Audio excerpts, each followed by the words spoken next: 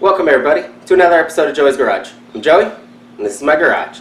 Today, I'm doing something a little bit different. I have this side project that I want to get completed, and I wanted to switch out the switch from just the manual on and off to a new one that has a timer. I can set it for different times, and then it'll go off automatically. The problem is, I've been leaving my lights on in my garage, and they run all night. So, I'm going to go ahead and switch out this light. Now, the first thing I would say, if you're any hesitation towards working with electrical, watch my video on electrical safety. There should be a link right up here. Watch that one, and you'll know exactly how to stay safe so you don't electrocute yourself, because this is very dangerous work. I don't want anybody to get hurt or anybody to get pretty much killed. I mean, it is very dangerous. So if you have any hesitation, watch that video, and if you still, don't do it. I'll say that right now. Get a friend, get a neighbor, get an electrician to come over and do it for you, because it is very dangerous. But with a couple simple steps, you can do this yourself.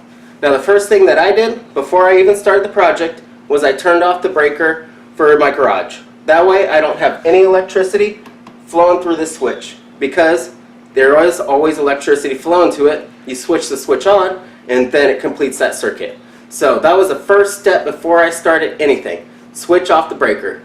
Next, we're going to have to test it, and we're going to have to change it. So go ahead, I'm going to zoom in right over here, and we're going to get this switched out in about 10 minutes. It's a very easy process, but you need to stay safe. So let's switch this out.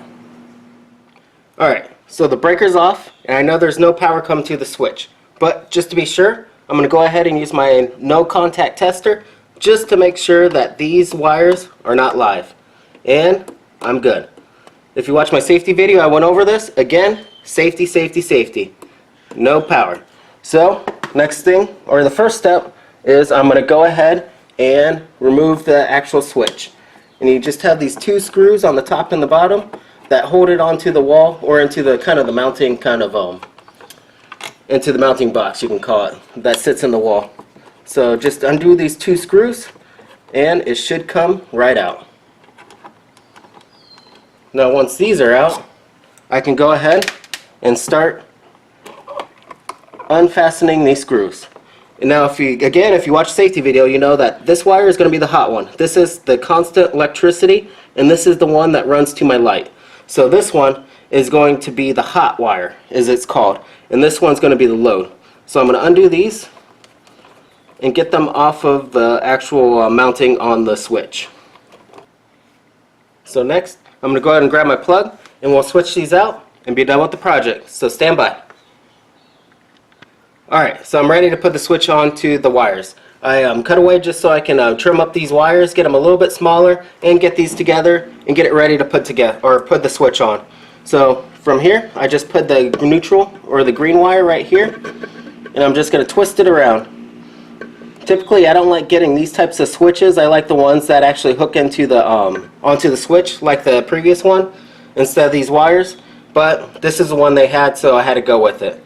And as I said, the black one is going to be the actual hot wire. That's the one that's always hot. And then the red wire is going to be the load wire, and that's the one that runs the electricity to the actual light when you want it to light up. So I'm just going to hook these together and twist them on. And then the red wire onto the light. And then from here, I'll just use the little twist-on caps that were provided, and it's going to be done. Like I said, it's a very easy process. It takes about 10 minutes at tops. Just twist this on here, and then twist this one. I don't like that one, so we'll try it again.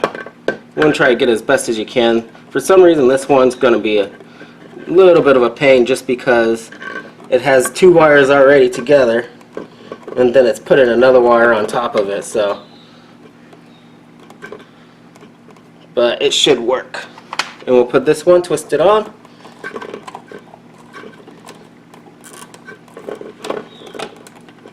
And then the green wire goes on here. And easy as that. The plug, it's hooked up. So from here, I'm going to go ahead and test it just to make sure that the actual switch works. I'm going to turn on the breaker, come back and see if it's good. So let me go over. I'm going to turn on the breaker and we'll see if it works. Alright, so I'm back and it worked. Easy process. So I killed the breaker again because I want electricity off, because I'm going to go ahead and put all these wires back into the wall. So again, I know the circuit's off, but I have my no contact tester just to be sure that these are dead, and they are dead. So from here, we'll just throw ahead and put them back into the wall. And with these, it's kind of difficult. You're going to have to kind of smush them in here a little bit, especially since the switch is going to be a little bit bigger. You can see it's a larger profile on the back, so you kind of have to get them in here. And then from here, smush them in, and I'm going to put it back onto the wall, and then we're going to be done. So I'll go ahead and cut away, do that real quick, and then I'll come back, put on the plate, and we're done. And now with the new switch tightened down, that's it.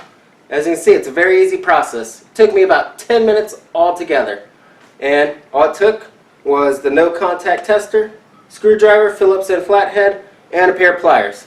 And I got a new switch now. Lights on? Perfect. So I hope this helps somebody out. As I said, electrical safety is key though. You always want to test those wires before you start working with them. And that's why I have that no contact tester. So I hope this helps out somebody, as I said. And please stay safe. Watch the safety video if you have any concerns. And if you're still hesitant, ask somebody else to do it, an electrician, a friend, somebody who is actually familiar and competent with electricity. So thanks for watching. Comment, subscribe, like, all that kind of stuff, and check out my channel. Usually I don't do this kind of work, or I do it, but I don't do the videos on it. Usually I'm working on a car, working on an ATV or something like that. So if you enjoyed that kind of work, go ahead and check out my channel. With that, as I always say, if you watch my channel, stay safe and keep tools on the road. That's always about safety. Safety, safety, safety. So for here, doing electricity work, stay safe and check your wires.